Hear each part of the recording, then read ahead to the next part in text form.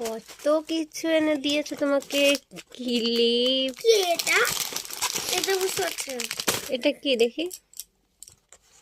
Saint. তো এটা দেখে দেখি ও মা, এটা বুঝতে পারি। কি করে জানলাম? দুটো সেন্ট, একটা সেন্ট। ব্রেসলেট।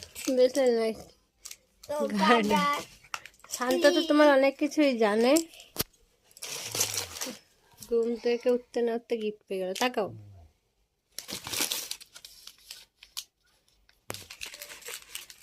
ক্লিপ না, দুটো ক্লিপ আর দুটো গাদার।